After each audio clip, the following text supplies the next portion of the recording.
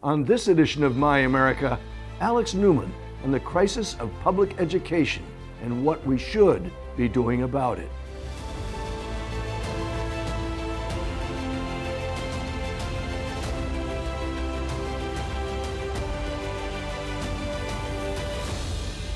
Welcome to this new edition of My America. I'm Oliver North. Our guest today, Alex Newman.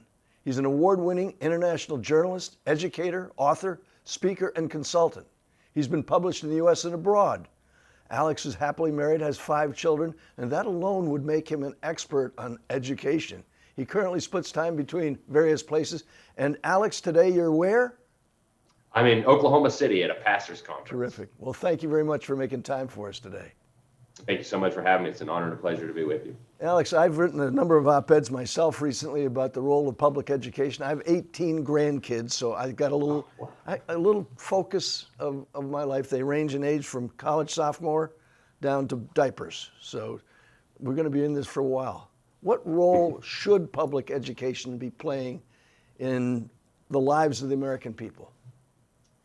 Yeah, that's a good question. And I really think it's something that America as a whole needs to have a national discussion about. In my opinion, the government really should have very little to no role in the educating of our children. When I look at the Bible, I don't see any role for Caesar in the educating or discipling of children.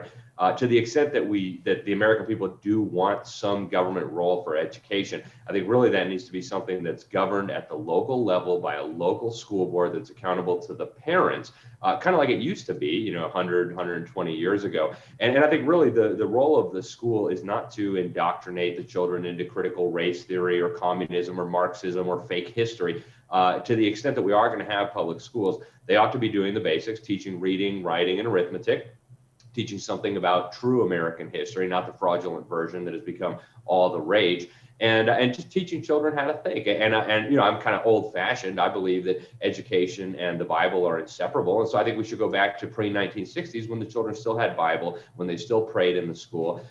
Because as I see it, all education is fundamentally religious in nature. It's a question of whose religion. Is it going to be Christianity, the religion that was held by virtually all of the founders, or is it going to be the new religion that has taken over, secular humanism, which is now kind of giving way to things as crazy in California as chanting to pagan Aztec deities? So. Well, I go back to the point when Engel versus Vitali, I'm going to let you explain it to all of our listeners, but Engel versus Vitali was the seminal decision by the Supreme Court, at the Supreme Court level, of what was going on in the school system in which my dad was once the president of the Board of Education, upstate New York. And so in 1961, I graduated from high school, and I'm the last class that could pray in a public school in New York. Ultimately, it spreads across the country. My thinking is that things start to come off track right then. I can still remember the prayer that we used to say in public high schools, elementary schools, and it was commonplace, I think, around the country. Almighty Father, we thank you for your blessings for ourselves, our teachers, our country, our parents. Amen. That was it. And then we'd pledge allegiance to the flag in that order every single day. I look at that and say, that's where it all began to come off the tracks. Am I wrong? You're absolutely right. And that decision, and then the one that followed in 1963, getting the Bible out of the schools, I think that was really the nailing of the final nails into the coffin of the American education system. For one, I think it shows you how dumbed down and ignorant of American history Americans had already become by the early 1960s.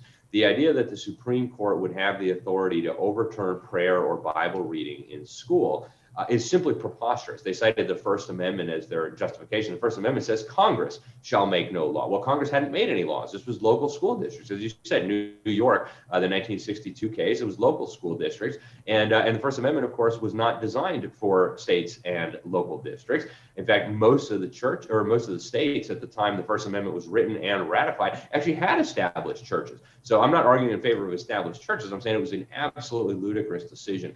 But I think the one guy who really hit the nail on the head, Justice Potter Stewart, who wrote the dissent in those cases, he explained perfectly what was going on. He said this denial of the right to do religious exercises in school is not the realization of a state of neutrality. In fact, he said this is the establishment of a religion of secularism.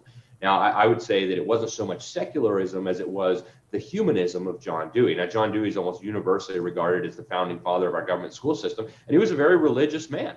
He wrote out the first Humanist Manifesto with a couple dozen of his friends, and they said very clearly right there in the first tenet, we religious humanists believe the universe is self-existing and not created. That's a religious statement, right? Our founding fathers said it was self-evident that we were created and that God created us with rights and the government exists to protect those rights. So even if you're not a Christian, this has profound implications for our system of government, for our basic understanding of reality.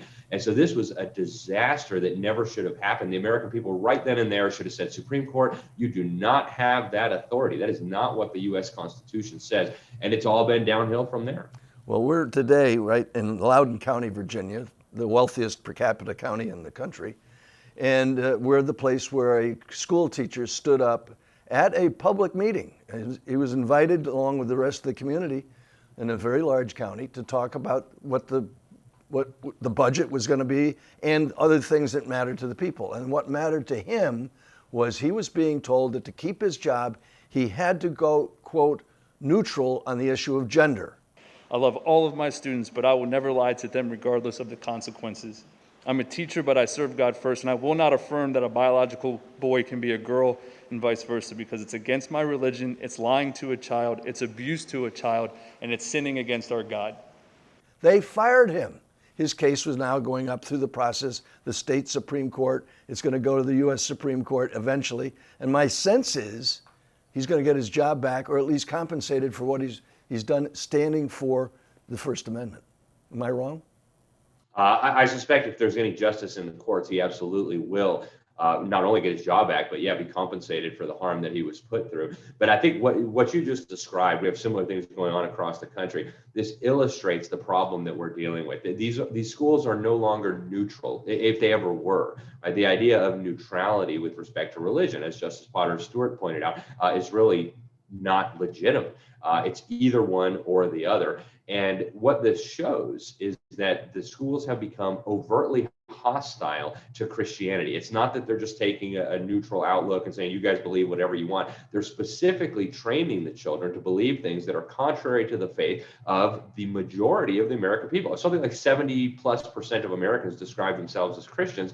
And yet these same Christians are funding a school system that is overtly hostile to everything they believe, down to the most basic level, that God created male and female, marriage, the nature of reality. On every point, these schools are teaching the children things that are absolutely contrary to what the taxpayers believe. And this is just the tip of the iceberg. I mean, the things that they're teaching the children today, I think would shock most parents. And fortunately, people are figuring this out now. And I see the outrage. I think that's a good thing. Hopefully, this will translate into some real positive action. The United Nations, what's their role in educating people in America? Well, it's been growing greater and greater, and we really saw this come to a head during the Obama administration. Of course, that's not where it began. But during the Obama administration, we had Arne Duncan serve 7 years as Secretary of Education. This is a man who openly went to UNESCO, and he gave speeches, and he said, UNESCO, which is the UN's education agency, is my partner in global transformation of education. He said education is now a global public good. There can't be national boundaries anymore. We stand with other champion countries, youth advocates, and partners to help advance the UN Global Education First Initiative's priorities to put every child in school, improve the quality of learning, and to foster global citizenship. The UNESCO also has what they call the World Core Curriculum, which I encourage people to read it. It is absolutely bonkers, and yet top UN officials have said this should be taught in every school on the planet. So if you go all the way back to the founding of UNESCO after World War II, you see they've always had this fanatical desire to seize control of the education system. Right from the very beginning, they put in Julian Huxley as the first leader of UNESCO. The guy was the head of the Humanist Society and the head of the Eugenics Society. So we don't want the UN involved in our education system, but they are now, unfortunately, everywhere within it, not just in America, but around the world. I've written about the People's Republic of China has their Confucius Institutes, trying to remind Americans about our civil liberties and the rest of it. Is that going to change?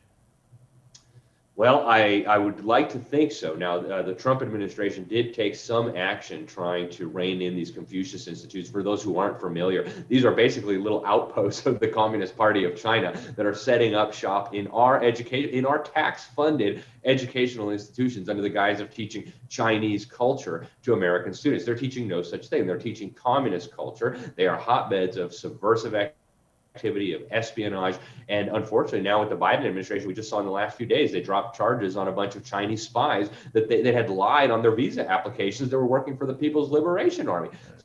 So we have a major problem when it comes to communist Chinese infiltration of our education system.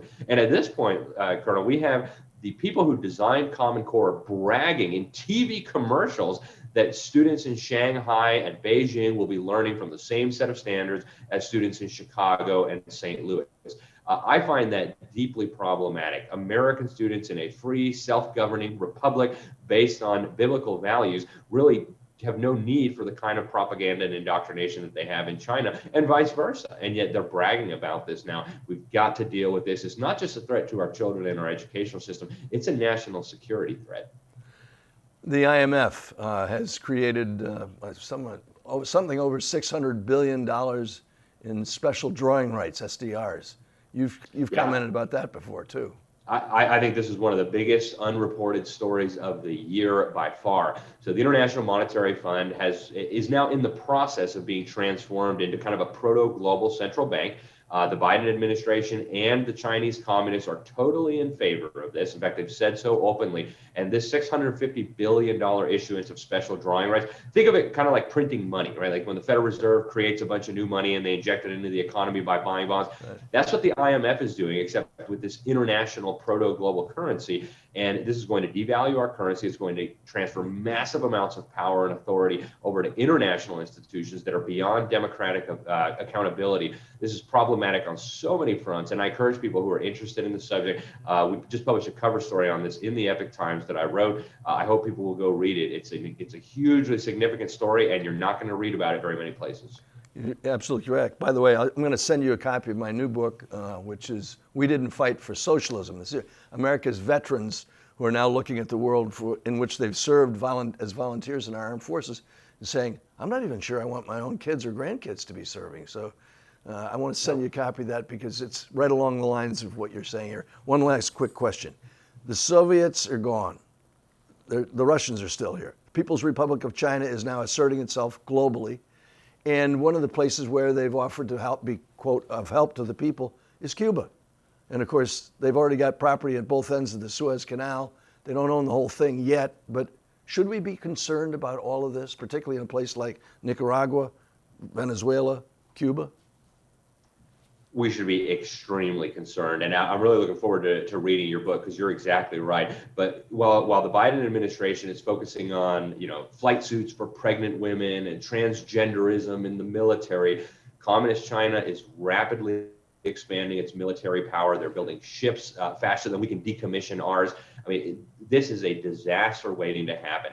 The Chinese and the Russians are very close allies. They are allied with the Cubans, with the Venezuelans, with the North Koreans. And of course, they have now taken over huge swaths of the United Nations. Just to give you a little bit of perspective, out of 15 specialized UN agencies, members of the Communist Chinese Party, right? Not just sympathizers, but members of the party are running 1/3 of them. To put that in perspective, an American runs just one of those agencies, and it's a rather useless one, the World Food Program, which really has very little power, influence, or authority. That's the problem that we're dealing with. The Communist Chinese are rapidly expanding to become not just a global superpower, but the global superpower. And it very much seems like the people in Washington running the federal government are aiding and abetting this process. It's incredibly dangerous for the sake of our children, for the sake of our national security, for the sake of our civilization. We have got to start paying attention to this. Alex, you're spot on. Thank you very much for taking time to join us and reminding us all that this is a Christian nation. Thank you so much for having me, Colonel. It's an honor and a real blessing to be with you. If Alex's story has given you hope or inspired you to be a more actively engaged American, take time now to subscribe, comment, let me know, because you too can be part of the historical record of what it took to make this country sustain itself as a place for liberty and freedom and responsibility. And until next time, remember, Semper Fidelis is more than a slogan for U.S. Marines. Always faithful is a way of life.